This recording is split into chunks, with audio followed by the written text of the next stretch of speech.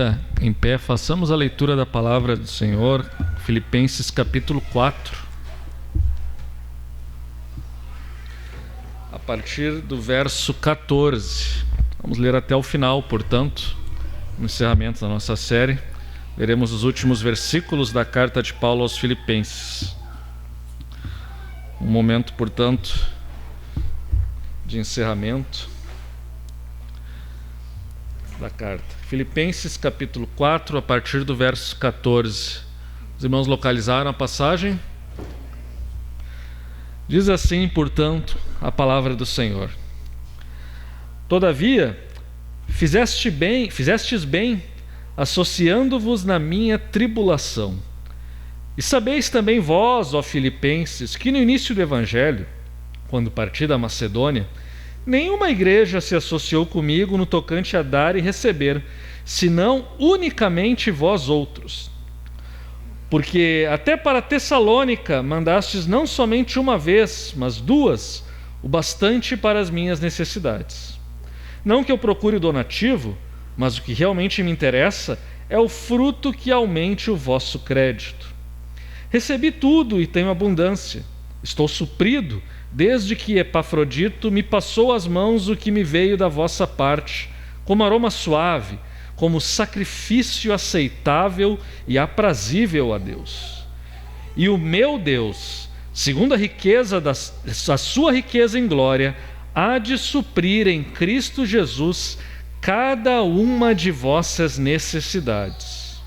Ora, a nosso Deus e Pai seja a glória pelos séculos dos séculos. Amém. Saudai a cada um dos santos em Cristo Jesus. Os irmãos que acham comigo vos saúdam. Todos os santos vos saúdam, especialmente os da casa de César. A graça do Senhor Jesus Cristo seja com o vosso espírito. Até aqui a palavra do Senhor. Os irmãos podem tomar assento.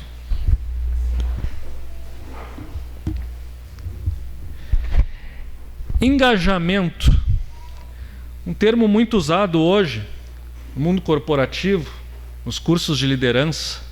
O líder é aquele que consegue engajar as pessoas. E o engajamento tem a ver com o senso de propósito, o senso de que estamos numa causa correta, numa causa que nos motiva, o senso de que fazemos parte de alguma coisa. Se há uma coisa que podemos falar a respeito da igreja de Filipos é que ela era uma igreja engajada. E eu falo aqui não apenas nesses sentidos que se usa no mundo corporativo hoje, quando se fala de engajamento e de liderança, mas no sentido espiritual do termo também. Vemos aqui nesses versículos de encerramento de Paulo que a igreja de Filipos, e nós já vimos isso ao longo de toda a série, vemos que a igreja de Filipos é uma igreja que é exemplo para todos nós, especialmente pelo seu engajamento com a causa do Evangelho. Engajamento esse que envolve todas as dimensões espirituais e materiais. Envolve a comunhão com os irmãos e a comunhão com Deus. Envolve o compartilhar do Evangelho e o crescimento espiritual. Envolve a maturidade espiritual e uma vida, portanto, uma vida espiritual realmente viva e não morta, estagnada. A igreja de Filipos, portanto, como falamos ao longo de todas essas semanas, ao longo que estivemos dessa série de Filipenses, é uma igreja que em muitos aspectos é modelo para nós. E nesses versículos de encerramento da carta de Paulo aos Filipenses, nós vemos um dos motivos pelo qual esta igreja demonstra, sim, um engajamento inclusive maior do que outras igrejas ao seu redor. Ela tinha um compromisso com o apóstolo Paulo nas suas tribulações. É isso que nos diz o versículo 14, o primeiro versículo que nós lemos aqui. Todavia fizestes bem, associando-vos na minha tribulação. A igreja, portanto, compartilhava as aflições do Evangelho. As aflições de Paulo eram também as aflições da igreja. Talvez vocês se perguntem, de que maneira isso é possível? Porque, vejam bem, nós nos identificamos com uma causa, nós trabalhamos, estamos motivados trabalhando por aquela causa com a qual nos identificamos, mas como que nós nos identificamos nas tribulações de alguém que está liderando nessa causa. Bom, o contexto aqui indica duas coisas que envolvem este associar-se na tribulação de Paulo. Primeiro, esta igreja chorava e se entristecia com os sofrimentos de Paulo, quando fosse o caso. Ela também orava por Paulo, intercedia por Paulo para que seu ministério fosse frutífero. Mas ela também participava financeiramente do ministério de Paulo. Ou seja, ela ajudava a sustentar aquele ministério que plantava igrejas por toda a Europa e por todo o Oriente, por toda a Ásia Menor, o que hoje nós chamamos de Oriente Médio também. Paulo estava, portanto, sendo ajudado pela igreja. E nós sabemos, quando lemos o livro de Atos, nós vemos que Paulo passou por diversas tribulações, espancamentos, apedrejamento. Na mensagem de abertura da série, nós falamos de como foi que a igreja de Filipos foi fundada. Vemos que Paulo começou a pregar o evangelho, que pessoas ricas da cidade, Lídia era uma delas, se convertem, mas também vemos que a mensagem do evangelho sofreu forte oposição quando Paulo expulsa um demônio de uma mulher que fazia adivinhação e era escrava. O dono dessa escrava, perde lucro, e ao perder o seu lucro ele denuncia aqueles que pregavam o evangelho, entre eles Paulo, para as autoridades romanas, e Paulo é, portanto, espancado, açoitado, preso e colocado no tronco. E lá na prisão ele cantava louvores, ele não estava murmurando nem entristecido, mas cantava louvores, ele se alegrava em Cristo Jesus, o seu maior tesouro, até que então há um livramento sobrenatural que leva à conversão do carcereiro. Aquele que era responsável pela guarda e talvez até mesmo pela tortura de Paulo se converte. E assim o evangelho triunfa naquela cidade, em meio a muito sofrimento, em meio a muitas aflições. E Paulo tem um grande carinho por isso, porque mesmo em meio a esse cenário difícil, o evangelho cresceu e frutificou. E a igreja, portanto, Paulo em seguida, logo que ele é posto fora da prisão, ele é obrigado a sair da cidade. As autoridades pedem para que ele se retire, ficam com medo, porque ele era cidadão romano também. E ele sai, mas depois ele volta, anos depois ele volta. E agora ele escreve uma carta também, estando preso em Roma. E portanto a igreja não quer, enquanto muitos, porque Paulo agora é um prisioneiro e um prisioneiro político, porque ele confessa que há um outro Senhor além de César. E esse Senhor é Jesus Cristo. Por isso ele está preso em algemas, está em Roma aguardando o julgamento. E muitos cristãos ficam com medo de ir até lá visitá-lo e com medo de entregar ajuda, com medo de se associar a um prisioneiro político, com medo de se associar a um potencial subversivo. Mas a igreja de Filipos não tem esse medo e ela ora, ela intercede, ela manda mensageiros e ela manda ajuda material e sustento para o apóstolo Paulo. O apóstolo Paulo, e vejam só que interessante, não apenas neste momento ele recebe ajuda, mas ele nos fala ali no verso 15: sabeis também vós, ó filipenses, que no início do evangelho, quando é que é o início do evangelho? Quando ele foi lá e pregou o evangelho na cidade de Filipos, quando ele fundou a igreja naquela cidade. Há mais ou menos 10 anos antes dele escrever essa carta, era o início do evangelho na cidade de Filipos. Ele diz, no início do evangelho, quando parti da Macedônia, Macedônia era a região onde estava a cidade de Filipos, era como se fosse o Rio Grande do Sul, onde está a cidade de Porto Alegre. Bom, quando o evangelho estava sendo pregado e quando Paulo saiu da Macedônia, depois de haver fundado igrejas naquela região, entre elas a igreja de Filipos, nenhuma igreja se associou comigo no tocante a dar e receber, senão unicamente vós outros. Enquanto que as outras igrejas, nós não sabemos os motivos, podemos aqui somente especular. E nós vemos um pouco dessa tensão quando Paulo escreve aos Coríntios. Os Coríntios estavam ali também, né, era uma igreja fundada por Paulo e aparentemente havia alguma controvérsia quanto a essa contribuição financeira no sustento do apóstolo Paulo. Mas Paulo está relatando, olha, nenhuma igreja contribuiu financeiramente, só vocês. Alguém poderia dizer assim, mas de repente, né, se as pessoas fossem analisar o ministério de Paulo à luz dos princípios de liderança que se tem hoje, não, Paulo falhou, ele não conseguiu engajar as demais igrejas, talvez ele não fosse um bom líder. Não, meus irmãos, a Escritura não diz nada a respeito disso. A Escritura não diz que Paulo não foi um bom líder e que ele não sabia usar técnicas de engajamento ou de manipulação de pessoas para que elas contribuam mais. Mas o que nós temos na Escritura é um relato de um apóstolo fiel que pregou e fundou igrejas que eram bíblicas, mas igrejas que às vezes falhavam em alguns aspectos. Falhavam neste engajamento, porque o engajamento verdadeiro envolve também o compromisso financeiro.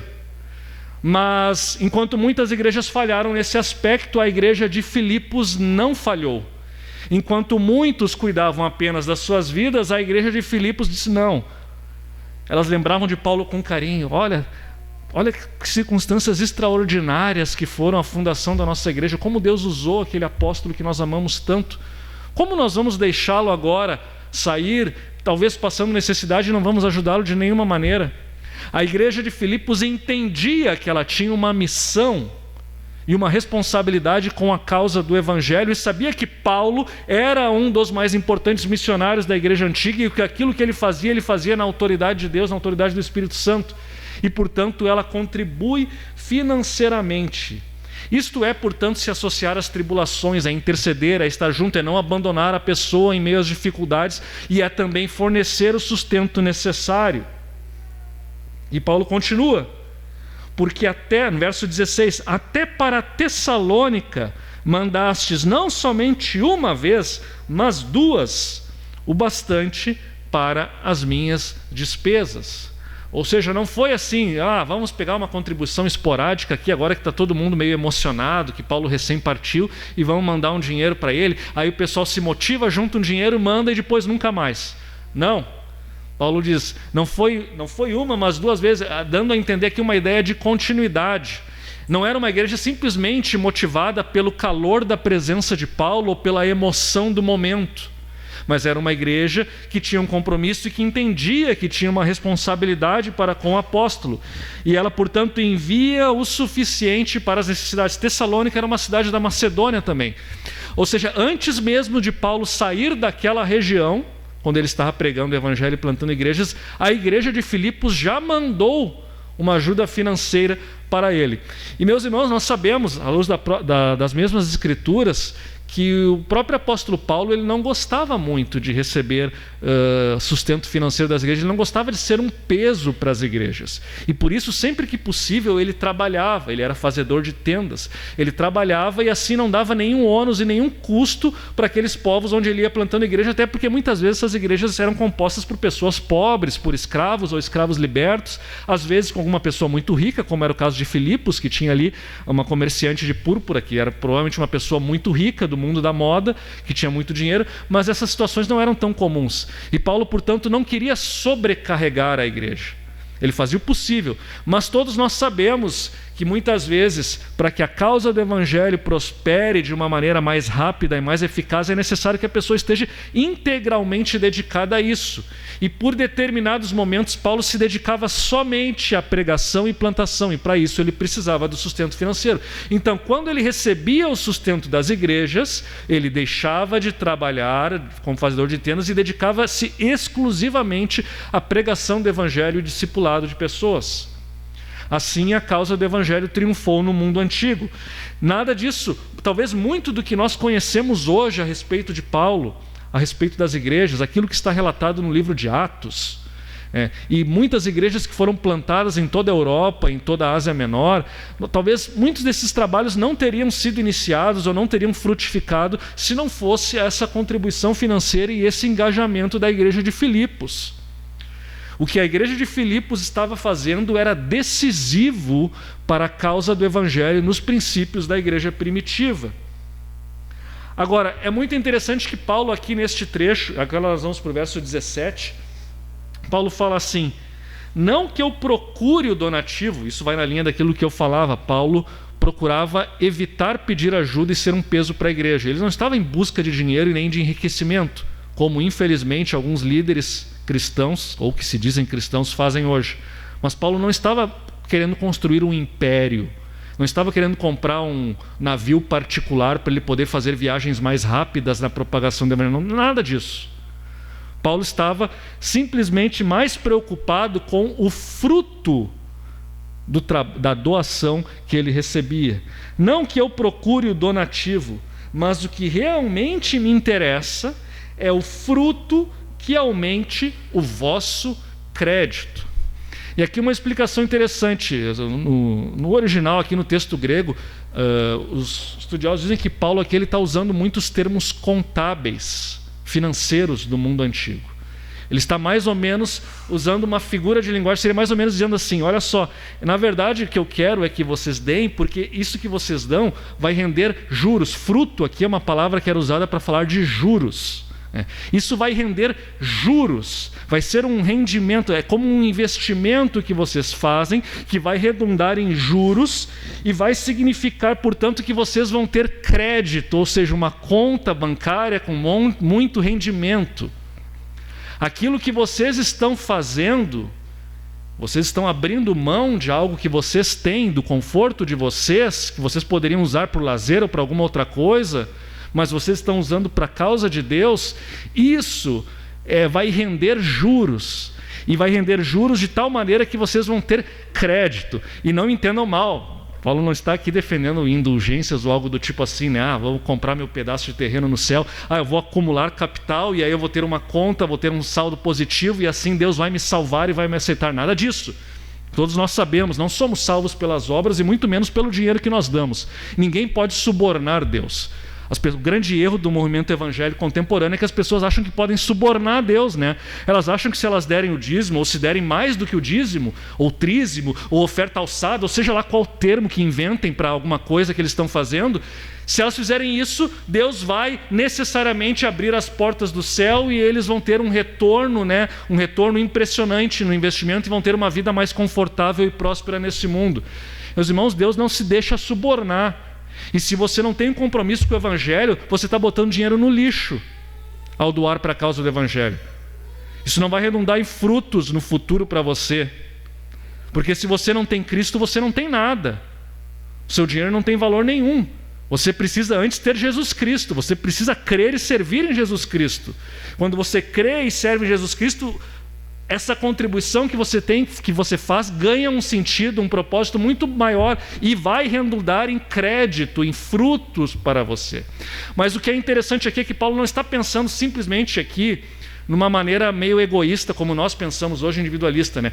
Não, eu dou dinheiro para a igreja e aí aquilo ali vai render juros para mim e eu vou ficar de bem com Deus, né? Deus vai olhar, esse cara é bom, né? Esse cara se sacrifica em prol do Evangelho e eu vou ter mais misericórdia com ele. A gente pensa às vezes em termos muito individualistas e egoístas. Isso é uma característica da modernidade e do Ocidente. Mas Paulo não está falando aqui do crédito, da prosperidade individual de quem deu. Paulo está falando do vosso crédito. Ele está falando aqui pensando que esse crédito é algo que redunda em fruto para a obra de Deus. Ou seja, a igreja e a causa do Evangelho vai ter um crescimento tão exponencial que no futuro as pessoas vão olhar para trás e vão dizer, olha só, se não fossem as contribuições deles, se os filipenses não tivessem ajudado o apóstolo Paulo, talvez nós não tivéssemos conhecido o Evangelho, talvez a Europa não tivesse se tornado cristã, talvez a mensagem do Evangelho não tivesse alcançado praticamente o mundo inteiro naquela época, talvez muitas igrejas que foram fundadas não teriam sido fundadas, talvez parte da escritura não estaria conosco hoje porque Paulo não poderia ter escrito, até porque escrever um livro era algo muito caro no mundo antigo. Mas tudo isso foi possível por quê? Porque a ajuda dos filipenses rendeu juros, eu diria até rendeu juros, tipo um juro de cheque especial, de tanto que rendeu. E rendeu tanto que o Evangelho se propagou por todo o mundo. E se hoje nós, e não somente nós, e não somente as pessoas que estão vivas hoje, mas centenas de bilhões de pessoas ao redor do mundo, ao longo da história humana nos últimos 2000 anos, vieram à fé e creram em Jesus Cristo, isso é fruto daquele, entre outros investimentos, é fruto do investimento, entre aspas, que a igreja de Filipos fez no ministério do apóstolo Paulo. Ou seja, a igreja entendia que aquele dinheiro tinha um propósito, ela entendia que a sua contribuição tinha um propósito muito claro, e esse propósito ia render juros, ia render frutos. Ou seja, eles entendiam que a causa do reino de Deus estava prosperando e iria prosperar muito mais com a ajuda financeira que eles estavam dando para o apóstolo Paulo. Hoje, muitas vezes, quando nós pensamos em contribuição financeira, nós não conseguimos enxergar isso. Nós não conseguimos enxergar o impacto que o nosso engajamento, que a nossa contribuição tem, porque a gente às vezes pensa apenas aqui, no aqui e agora. A gente olha para a nossa igreja local, a gente vê assim, às vezes não vê alguma coisa imediata que nós gostaríamos e pensamos que é em vão ou que isso não redunda em frutos, mas Paulo está dizendo que sim, toda a contribuição e todo o envolvimento do povo de Deus com a obra de Deus redunda em frutos para o reino de Deus. Portanto, o que Paulo quer é que a igreja contribua, porque ao contribuir, esta igreja vai estar acumulando, de alguma maneira, vai estar ajudando na obra do reino de Deus, e dessa maneira o reino de Deus vai se expandir, e aos olhos do mundo e aos olhos do próprio Deus, aquela contribuição que eles fizeram teve um papel importante. Ou seja, no fundo, a contribuição da igreja que aquela igreja fazia, redunda em prosperidade ou crédito para a própria igreja. A própria igreja é abençoada. Aquele que recebe é abençoado porque não lhe falta, e aquele que dá também é abençoado, porque ele tem o crédito, porque ele vê que aquilo que ele deu redundou em algo para a glória de Deus. E Paulo vai garantir, portanto, que isso não vai ficar sem recompensa, porque ele vai dizer no verso 19, né, que Deus há de suprir, mas nós falaremos sobre isso mais adiante. Antes de falarmos sobre a recompensa que Deus tem para o seu povo que está envolvido com a sua obra, nós temos que pensar aqui também no que Paulo fala no verso 18. Ele diz: recebi tudo, e aqui se conecta com a mensagem da semana passada. Nosso irmão Israel falou sobre contentamento e como Paulo aprendeu o contentamento. E Paulo diz: olha, eu recebi tudo e tenho abundância. No momento em que Paulo escreveu esta carta, ele estava bem suprido. A ajuda que a igreja estava dando estava permitindo que ele tivesse uma qualidade de vida um pouco melhor numa prisão romana em Roma. Meus irmãos, no mundo antigo, não que os nossos presídios de hoje sejam muito melhores do que eram no passado, mas no mundo antigo a comida, a roupa, o agasalho era de responsabilidade da própria pessoa que estava preso. Quer dizer, o Estado não fornecia nada, não fornecia nem isso. E Paulo, portanto, tinha que se sustentar na prisão estando preso, sem poder trabalhar. Portanto, ele dependia de ajudas e donativos da igreja. E lá na prisão, portanto, ele recebeu essa ajuda, ele recebeu o alimento, ele recebeu roupa, recebeu abrigo, recebeu o conforto também espiritual e de relacionamento que ele precisava naquele momento tão difícil. Portanto, ele diz: recebi tudo e tenho abundância, e estou suprido desde que Epafrodito já foi mencionado na carta, era alguém que fazia essa ponte entre Paulo e a igreja de Filipos, né? Desde que Epafrodito me passou às mãos o que veio de vossa parte.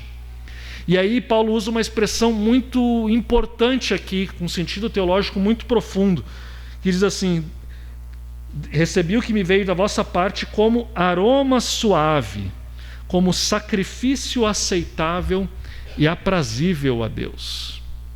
O que os filipenses estavam fazendo era um sacrifício, era um aroma. Paulo está usando aqui a linguagem do Antigo Testamento, a linguagem que nós encontramos no Pentateuco, quando se fala dos sacrifícios de animais.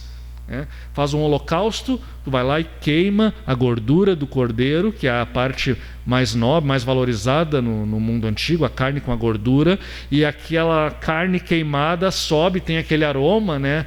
Nós identificamos com o aroma do churrasco, o aroma da carne, mas aquele aroma não é agradável somente para nós seres humanos, mas é um aroma agradável a Deus. Ou seja, a expressão aroma agradável a Deus é uma expressão que denota o fato de que o sacrifício foi aceito por Deus, de que Deus se agrada daquilo que está sendo feito.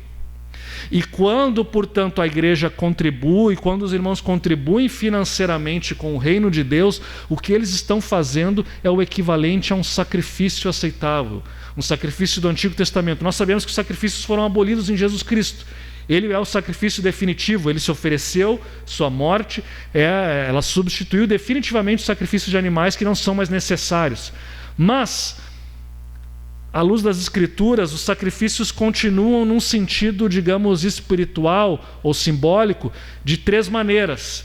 Paulo vai dizer que a nossa vida, inclusive o nosso corpo, é um sacrifício a Deus. Apresentai os vossos corpos como sacrifício vivo. Então, tudo que nós somos e vivemos, tudo que fazemos com o nosso corpo, quando dedicamos, se nós somos de Cristo, pertencemos a Ele, portanto vivemos para a glória dEle. Isso é um sacrifício. É algo que redunda na glória de Deus e que Ele aceita e se agrada. Então, a nossa vida e o nosso corpo. O segundo sacrifício é quando nos reunimos na casa de Deus, ou na nossa casa, quando oramos, quando cantamos, quando lemos a palavra de Deus em adoração, quando meditamos na palavra de Deus, ou seja, a adoração que sai de nossos lábios. Isso também é um sacrifício espiritual. A Escritura vai nos dizer isso no Novo Testamento. E, em terceiro lugar, tudo aquilo que sai do nosso bolso ou do nosso tempo, do nosso trabalho. Dedicamos tempo para ajudar na obra de Deus, dedicamos nossos recursos para ajudar na obra de Deus. Isso é um sacrifício aceitável a Deus, e é disso que Paulo está falando que os filipenses fizeram. A contribuição financeira deles era como um sacrifício aceitável a Deus. Deus se agrada disso. Agora entendam uma coisa: Deus não se agrada, assim como no Antigo Testamento nós lemos que Isaías falando que Deus não aguentava e não suportava mais os sacrifícios que o povo de Israel oferecia. Por quê? Porque o povo de Israel vinha fazendo isso da boca para fora. Ele dizia que Deus era grandioso, fazia isso da boca para fora, sem convicção. Ele trazia dinheiro, trazia dízimos, trazia as ofertas, mas não queria fazer isso. Não tinha nenhuma alegria em fazer isso, ele odiava fazer isso. Ele não estava preocupado em servir a Deus e achava que se ele trouxesse uma oferta, Deus iria ser favorável a eles e os faria prosperar. Mas Deus nos fala nos profetas: eu não aceito isso e eu não suporto isso. O meu sacrifício aceitável é, antes de tudo, um coração. Ou seja, o primeiro item, a nossa vida transformada, o nosso corpo entregue a Deus. É isso que agrada a Deus em primeiro lugar. Mas isso não desmerece o fato de que o que nós fazemos no culto e no nosso lar em devoção, e o que nós fazemos com as nossas finanças e o nosso tempo, também são sacrifícios aceitáveis a Deus, e Deus se agrada, e Deus quer que façamos esses sacrifícios. A igreja de Filipos é um exemplo porque ela mostra que a conversão alcançou o seu bolso também. Ela não ficou restrita a boas vontades. Ai, Paulo, que bom que tu está pregando o evangelho, vou orar por ti, fico muito feliz por ti, mas não dou um centavo para que ele vá e pregue o evangelho. E sei que ele está preso lá, sofrendo e padecendo necessidade, mas não me mobilizo de nenhuma maneira para ajudar ele. Vocês acham que isso é engajamento de verdade? Vocês acham que isso é de fato servir a igreja? Vocês acham que isso agrada a Deus? É claro que não. Então, Paulo está dizendo que aquilo que eles faziam é algo valioso na presença de Deus, é algo que vai redundar frutos para toda a eternidade, e é algo que Deus aceita como oferta da nossa parte, para a nossa própria bênção. E aí vem a promessa, que infelizmente muitas vezes é distorcida, mas é uma promessa verdadeira. Verso 19: e o meu Deus, segundo a sua riqueza em glória, há de suprir em Cristo Jesus cada uma de vossas necessidades. Vejam, meus irmãos, a igreja de Filipos não era, apesar de ter uma comerciante rica, uma mulher muito rica, ela não era uma igreja rica. Como sabemos disso? Quando Paulo escreve aos Coríntios para pedir para que eles contribuam financeiramente para a obra de Deus, ele fala que as igrejas da Macedônia viviam em grande pobreza. É isso que nos diz 2 Coríntios capítulo 8, versos 1 a 7, que eu vou ler aqui. Também, irmãos, os fazemos conhecer a graça de Deus concedida às igrejas da Macedônia. Lembrem, Macedônia é a província onde está a cidade de Filipos. Assim como o Rio Grande do Sul é o estado onde está Porto Alegre, mais ou menos isso. Então, a graça que Deus concedeu às igrejas da Macedônia, porque no meio de muita prova de tribulação, ou seja, eles estavam passando por um mau momento, manifestaram a abundância de alegria e a profunda pobreza deles superabundou em grande riqueza da sua generosidade. Uma igreja generosa apesar de ser pobre. Porque eles, testemunho eu, na medida de suas posses, e mesmo acima delas, ou seja, talvez o dinheiro que eles deram não foi tão grande, porque talvez eles não tivessem muitas posses, mas às vezes eles davam mesmo, além daquilo que eles poderiam racionalmente contribuir, eles davam. Se mostraram voluntários, Paulo não pediu, eles se mostraram voluntários, pedindo-nos com muitos rogos a graça, e não obrigação, mas a graça de participarem da assistência aos santos. E não somente fizeram como nós esperávamos, mas também deram-se a si mesmos, primeiro ao Senhor, depois a nós, pela vontade de Deus, o que nos levou a recomendar a Tito que, como começou, assim também complete esta graça entre vós. Como, porém, em tudo manifestais superabundância, tanto na fé e na palavra como no saber, e em todo cuidado, e em nosso amor para convosco, assim também abundeis nessa graça. Ou seja, Paulo está provocando a igreja de Corinto, dizendo assim, olha, estou pedindo para que vocês ajudem, e não querendo envergonhar, mas já envergonhando, eu tenho que pedir para vocês, mas a igreja de Filipos, que é uma igreja muito mais pobre de vocês, que são prósperos, ajudou voluntariamente e pediu para que pudesse ajudar, porque ela entendia que ajudar é uma graça e não uma obrigação. Elas querem a graça de poder investir no reino e ver que isso vai render juros de tal maneira que a causa do Evangelho vai se expandir pelo mundo inteiro e eles vão se sentir participantes disso, responsáveis por isso. E não pessoas que, apesar deles, o Evangelho se expandiu, mas por causa do esforço deles, o Evangelho também se expandiu.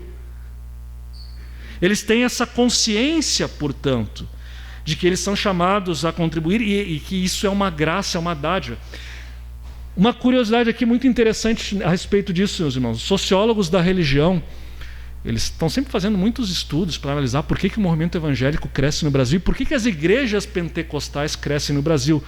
Até há pouco mais de 100 anos atrás não existiam pentecostais aqui, e eles surgem no início do século XX e têm um crescimento assombroso, estrondoso, e se tornam inclusive a maior igreja, a Assembleia de Deus se torna a maior igreja evangélica do Brasil em menos de 100 anos.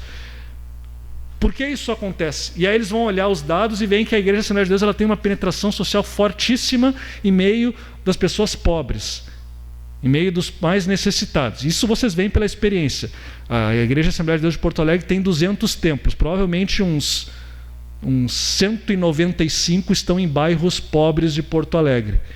E desses, provavelmente mais da metade estão em vilas mesmo, dentro de vilas de Porto Alegre. Onde é que tem a Assembleia de Deus no bairro Três Figueiras? Onde é que tem a Assembleia de Deus no bairro Moinhos de Vento? Onde é que tem a Assembleia de Deus no bairro Montserrat? Não tem. Mas elas estão nos bairros mais populares. Estão em todas as vilas. Elas alcançaram a massa mais desfavorecida de nossa sociedade. E por quê? Eles ficam lá fazendo aqueles estudos e blá blá blá. Tem muito blá blá blá no meio desses estudos que não refletem. Nós, como evangélicos, como cristãos, como pentecostais, acreditamos que é a obra do Espírito Santo mais do que nada. Mas há um fator muito interessante que eles dizem que é o seguinte: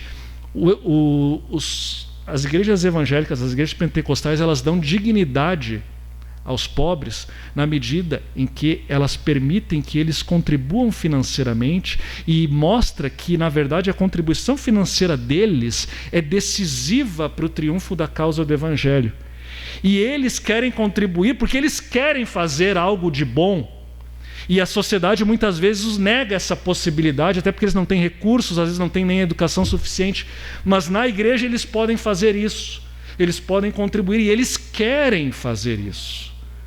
Vocês podem ir nos lugares mais pobres, as pessoas contribuem porque querem, não porque tem um pastor pilantra extorquindo eles. Isso eles fazem, pastor pilantra extorque dinheiro de classe média. Porque a classe média, gananciosa, contribui para prosperar. Mas nas classes populares não é necessário extorquir ninguém, porque as pessoas querem contribuir, elas querem se tornar parte de algo que é maior do que elas. Muitas vezes nesses lugares mais humildes as pessoas têm essa consciência, elas fazem parte de algo que é muito maior do que elas e muito maior do que a família delas, do que a vidinha delas. Seja ela qual for o nível, o fato é que não importa se somos ricos ou pobres, meus irmãos, a causa do Evangelho é muito maior do que nós, do que o que nós almejamos aqui. do que podemos conquistar aqui com o nosso próprio esforço. E nos falta muitas vezes essa conscientização. A igreja de Filipos tinha consciência de que o recurso que eles estavam abrindo mão, e muitas vezes com dificuldade e sofrimento, porque às vezes a contribuição financeira envolve sofrimento para nós também. Nós não temos muitas vezes o suficiente, mas mesmo assim contribuímos, porque é um compromisso, é uma graça. E essa igreja mesmo assim vai lá e contribui, porque ela entende, não, a causa de Paulo representa a causa do Evangelho, e essa causa é mais importante do que qualquer coisa que eu possa conquistar nessa vida. Ela vai render frutos por toda a eternidade. E veja, quando a gente pensa na eternidade, não é apenas na volta de Jesus que recebeu uma recompensa, mas é agora. Meus irmãos, se não fosse a contribuição dos filipenses, provavelmente nós não estaríamos aqui hoje. Deus usou e moveu o coração desta igreja para que ele fornecesse os recursos necessários para que a obra de Deus crescesse por meio do ministério de Paulo. Paulo foi sustentado e aquela igreja cresceu, e as igrejas do mundo mediterrâneo cresceram, e hoje nós temos o Evangelho. Pensem, mais uma vez, nos bilhões de pessoas que vieram à fé como fruto deste trabalho inicial tão humilde que começou com Paulo e começou com a colaboração da igreja de Filipos. Eles conseguiam enxergar o futuro, eles conseguiam ver para onde que havia um propósito maior. Mas Paulo, então, voltando aqui mais uma vez, contribuir é uma graça, e muitas vezes contribuímos mesmo em meio à dificuldade, assim como a igreja de Filipos fez. E Paulo está dando uma promessa aqui: o meu Deus, segundo a sua riqueza em glória, há de suprir em Cristo Jesus todas as vossas necessidades. Cada uma, veja, para deixar bem claro, para não usar um termo assim, todos, que pode ser meio genérico, né? Todos, né? Não, vou deixar mais específico: cada uma de vossas necessidades. E aqui, essa frase foi tão belamente construída por Paulo, que veja só, meu Deus, segundo a riqueza da sua glória. Primeira coisa, nós esperamos muitas vezes ser recompensados por Deus segundo os nossos padrões. Não, eu estou contribuindo aqui, espero que Deus me faça prosperar mais, espero ter uma vida melhor, etc. e tal. E a gente estabelece os nossos padrões de riqueza, etc. e tal. Mas Paulo está fazendo uma promessa que é muito maior do que o que nós podemos imaginar. Paulo está dizendo que Deus vai nos recompensar não segundo os nossos padrões limitados deste mundo, mas segundo as riquezas da glória de Deus, ou seja, segundo o que Deus tem. Deus, que é dono de todo o ouro e da prata, que é o Senhor da vida, que nos dá a vida, que tem o poder de nos dar a vida eterna, que tem o poder de, agora, se for o caso, tirar a nossa vida aqui nesse momento, mas também tem o poder de estender a nossa vida por anos e décadas. Este Deus, que tem esse poder, vai nos recompensar segundo esse poder, e não segundo as riquezas que nós conseguimos ver aqui. Se nós conseguimos imaginar muita glória, muita grandiosidade, saiba que Deus pode fazer algo ainda maior do que qualquer bilionário, que qualquer Elon Musk, aí acho que é o maior bilionário do mundo, mais do que o que Elon Musk poderia fazer com o seu dinheiro. Deus pode, e Ele fará, segundo a sua riqueza em glória. E Ele há de suprir em Cristo Jesus. Entendam uma coisa também, essa promessa é para aqueles que estão em Cristo Jesus. Não é para todo mundo. Não é para quem não serve a Cristo. É uma promessa para aqueles que estão em Cristo Jesus. E aqui há uma outra qualificadora importante. Ele há de suprir as nossas necessidades, e necessidades aqui não são caprichos, viu? Não são desejos. Vocês sabem, né? Há uma diferença muito gritante entre necessidades e desejos, entre necessidades e caprichos, entre necessidades e luxos. Não é uma promessa de que vamos ter uma vida de luxo, mas é uma promessa que nada nos faltará, a começar pela presença do próprio Deus, nada nos faltará nessa vida. Salmo 23 que lemos aqui na semana passada, nada nos faltará, absolutamente nada. Podemos ter essa certeza que Ele proverá, e Ele proverá cada uma de nossas necessidades, e há de suprir em Cristo Jesus.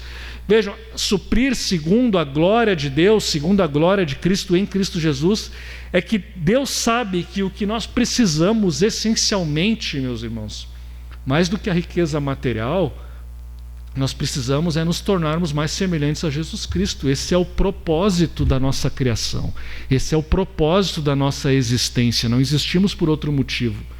E Paulo está garantindo que tudo aquilo que for necessário para que nos tornemos mais semelhantes a Jesus Cristo, Deus irá fazer por meio de Jesus Cristo em nossa vida, e absolutamente nada nos faltará.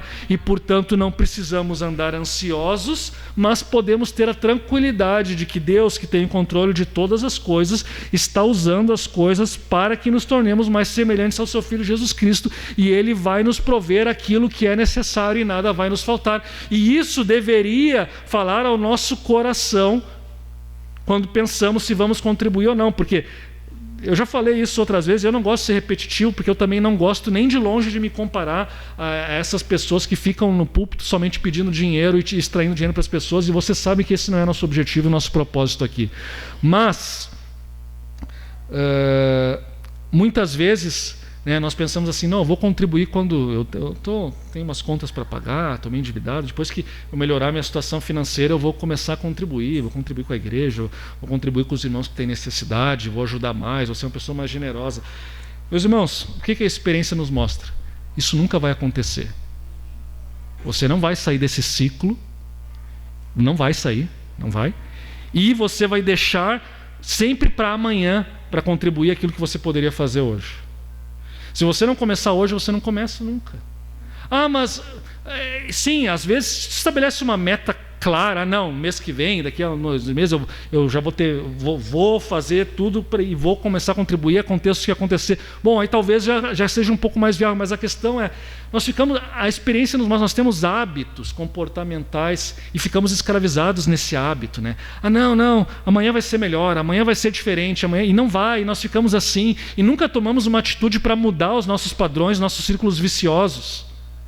E aí temos aquela mentalidade de contribuir com o que nos sobra, né? Não, se sobrou um dinheiro eu vou ali e dou. Quer dizer, é uma contribuição que não tem nada a ver com um engajamento, não tem nada a ver com um propósito, porque se nós entendêssemos o propósito da contribuição, entendêssemos o propósito de estarmos reunidos aqui, o propósito do Evangelho, eu ia estar engajado para que sempre houvesse a contribuição, para que nunca faltasse, porque eu sei o quanto isso é importante. Agora, se eu dou o que sobra, né, não pense que isso é aroma agradável a Deus. O próprio Jesus nos ensina isso, né? A oferta da viúva que foi lá e deu, enquanto que os outros iam dando um monte de quantidade, ela deu uma moeda, era o que ela tinha. Ele diz, ela deu mais, né, do que os outros que deram, que sobraram. Pragmaticamente, os que dão mais, pensando aqui neste mundo, os que dão mais vão ter um impacto grande, mas a questão é que diante de Deus, isso que eles estão fazendo não é um aroma agradável a Ele, mas é apenas uma contribuição que a pessoa dá ali, meio que para descargo de consciência. Não é para isso que somos chamados, meus irmãos. Somos chamados a contribuir independentemente das nossas circunstâncias e das nossas necessidades. Compromisso com o Evangelho. Encarem isso como um compromisso com o Evangelho. Compromisso com a causa do reino de Deus. Não encarem isso de uma maneira individual. Deus vai me amaldiçoar porque eu não contribuo, Deus vai me dar mais porque eu contribuo. Não encarem dessa maneira. É uma visão muito limitada e muito pobre. Precisamos olhar uma visão mais ampla, precisamos ter a visão do reino de Deus e do impacto que isso tem sobre o reino de Deus. E após essa promessa, portanto, e aqui nós vamos nos encaminhando para o encerramento, Paulo vai encerrando a carta, depois de falar então e agradecer a igreja de Filipos por todo esse envolvimento, por todo esse engajamento. Paulo então expressa a adoração e ele faz aquilo que todos nós deveríamos fazer em nossas vidas: doxologia. O que é doxologia? Tem a ver de doxa, de glória. É uma expressão de adoração. Essa frase do verso 20 é uma expressão de adoração que Paulo quer encerrar. Ora, a nosso Deus e Pai seja a glória pelos séculos dos séculos. Amém. À luz de tudo que Paulo vê na igreja, ele glorifica o nome de Deus. E assim deve ser em nossas vidas, meus irmãos. Doxologia é o que é mais apropriado para os nossos lábios, expressões de glória a Deus, gratidão a Deus, proclamar a glória de Deus. Paulo encerra a sua carta, portanto, falando da glória de Deus e proclamando a glória de Deus. Expressões como essas nós temos que ter no nosso dia a dia, em nossas orações, em nossos relacionamentos. Glorificar a Deus, dar a glória que é devida ao seu nome. Isso ajuda a centrar a nossa mente, que muitas vezes está aí nos diversos afazeres. Nós nos esquecemos, né? Esquecemos que somos filhos de Deus, esquecemos que somos servos de Deus, deixamos que os afazeres tirem a nossa alegria de Cristo.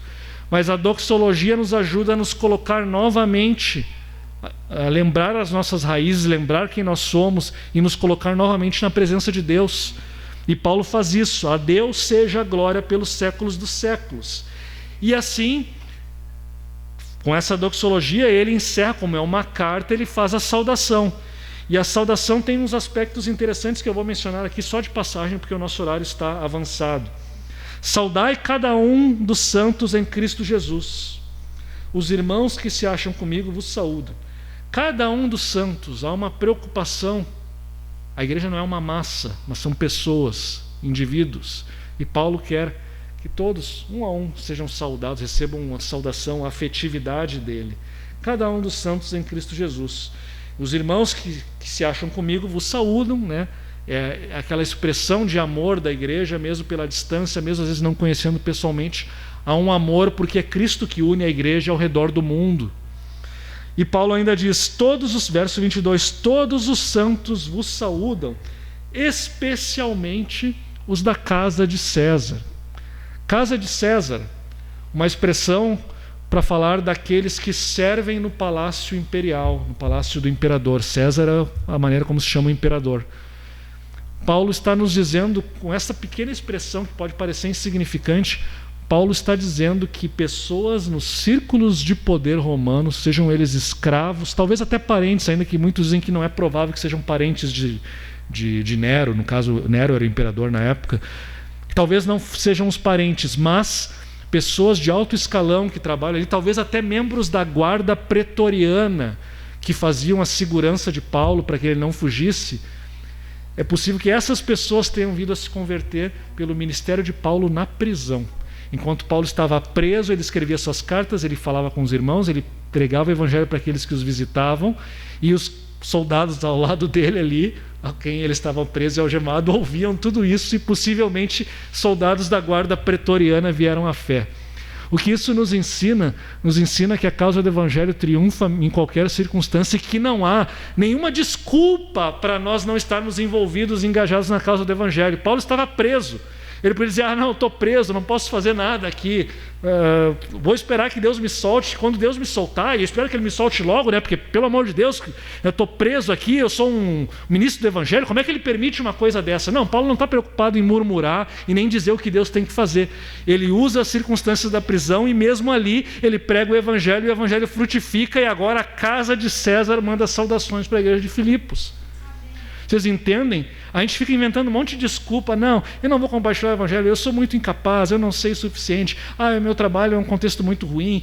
Meus amigos não estão interessados.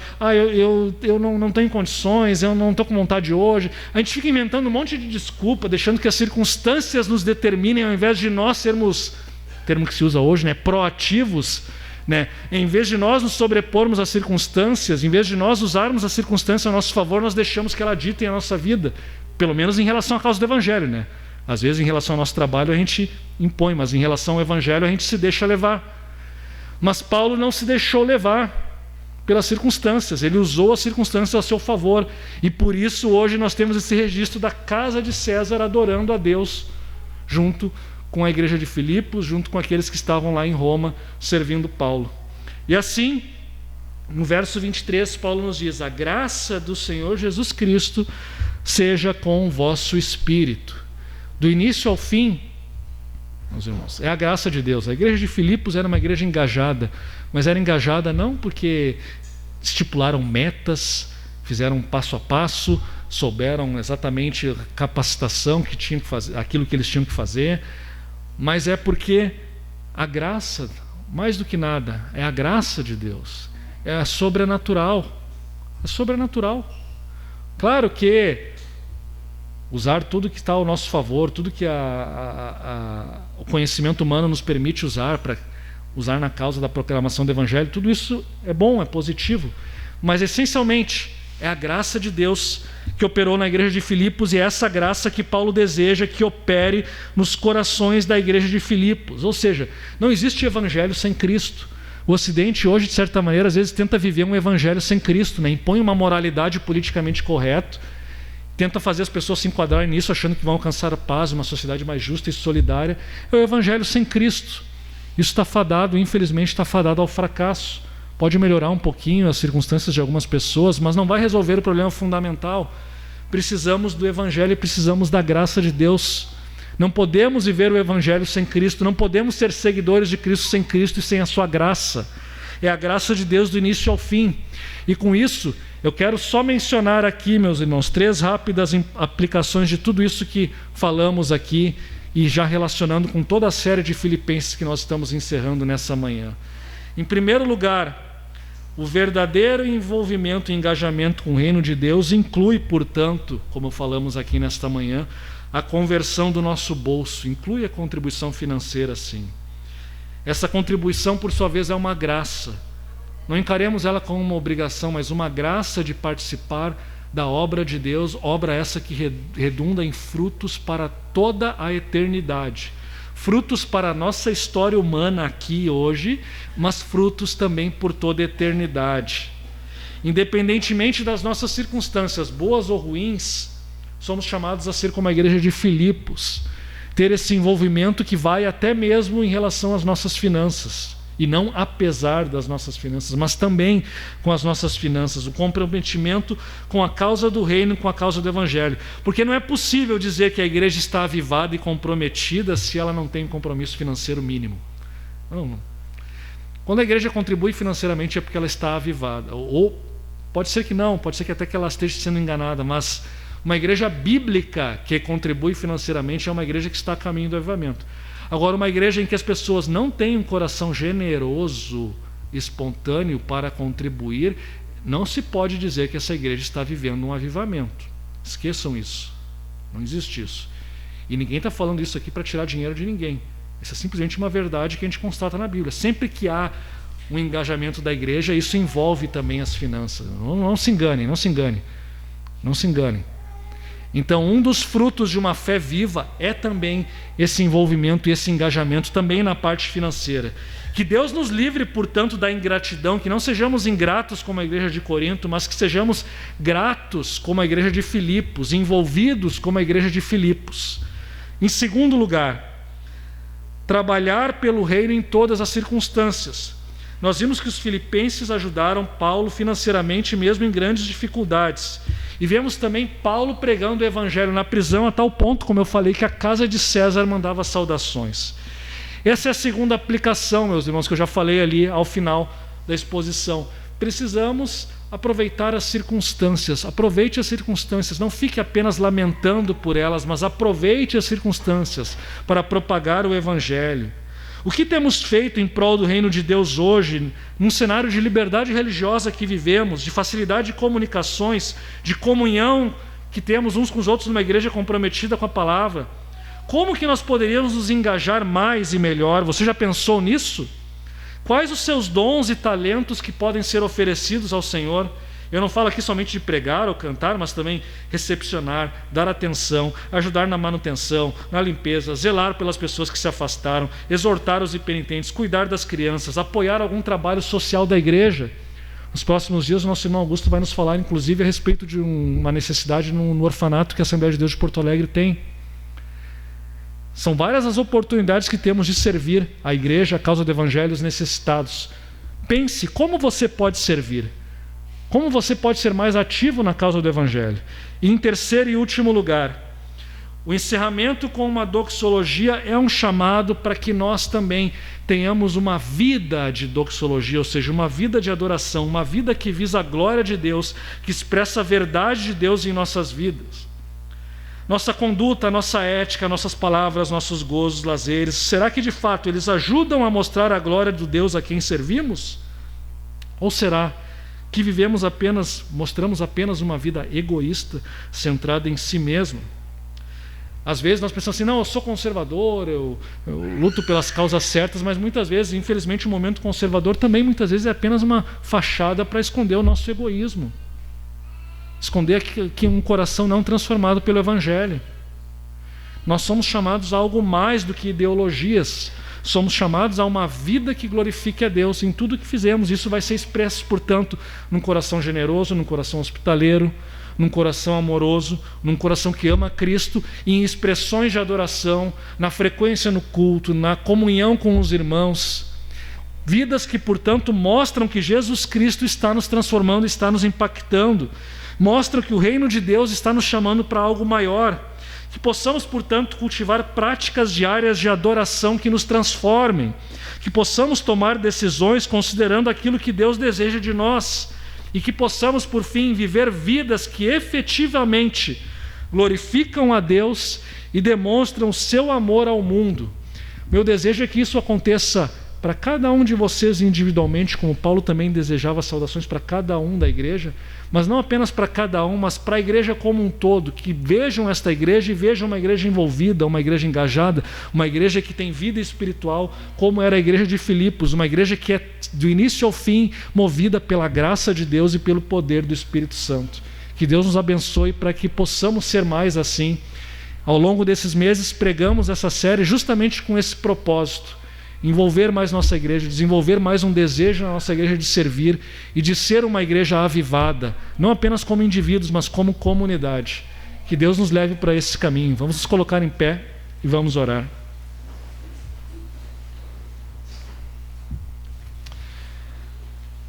Deus eterno, louvamos o Teu nome nesta manhã. Manhã que estamos encerrando a nossa série de mensagens de Filipenses, manhã em que também participaremos da Tua mesa.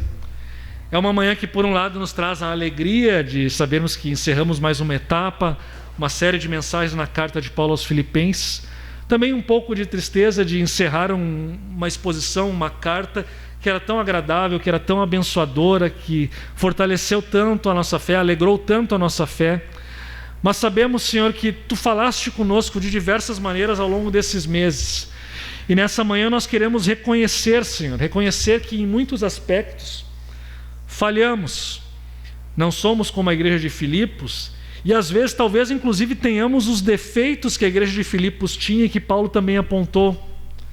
Às vezes temos divisões, às vezes temos desentendimentos, às vezes não temos o engajamento que essa igreja tinha, não temos o compromisso que essa igreja tinha, não temos a alegria em Cristo que essa igreja tinha. Às vezes andamos ansiosos e não lançamos sobre Ti as nossas ansiedades, não oramos, não buscamos a Tua presença. Às vezes a nossa vida não reflete a doxologia que deveria refletir, não reflete a adoração que deveria refletir, não reflete a Tua glória como deveria refletir. Às vezes não cremos que Tu suprirá as nossas necessidades, que Tu nos dará tudo aquilo que precisamos nessa vida e no porvir. Às vezes deixamos, Senhor, que a Tua glória não tome conta dos nossos corações. Mas, Pai, nessa manhã reconhecemos, Senhor, temos falhado nisso e pedimos perdão, Senhor. Perdoa-nos, Senhor, pelas Tuas grandes e infinitas misericórdias, Senhor, e pelos méritos de Teu Filho Jesus Cristo. Pai, fortalece-nos no poder do Teu Espírito Santo, que Teu Espírito Santo haja na vida de cada um desta congregação, de cada irmão, de cada irmã, Senhor, desta congregação, de cada frequentador desta congregação, de cada membro desta congregação, Senhor. E no coletivo desta congregação também, que possamos ter uma adoração viva, uma adoração eficaz, que possamos vivenciar um avivamento, que possamos demonstrar em todas as dimensões da nossa vida, seja o financeiro, seja o espiritual, seja a adoração que prestamos, seja nos relacionamentos que temos, nas nossas profissões, em tudo, Senhor, possamos mostrar o quanto o Evangelho impacta e transforma vidas, enquanto o Evangelho é glorioso, o quanto o Teu Evangelho é belo, o quanto Tu és belo, Senhor. Se temos falhado nisso, tem misericórdia de nós, mas que agora que o Teu Espírito Santo nos fortaleça e nos capacite para que seja assim, mais e mais, Senhor. Oramos nessa manhã, portanto, confiando que Tu atende nossas orações e que Tu está nos transformando e nos transformará cada vez mais à imagem do Teu Filho Jesus Cristo. E é em nome dEle que nós oramos. Amém.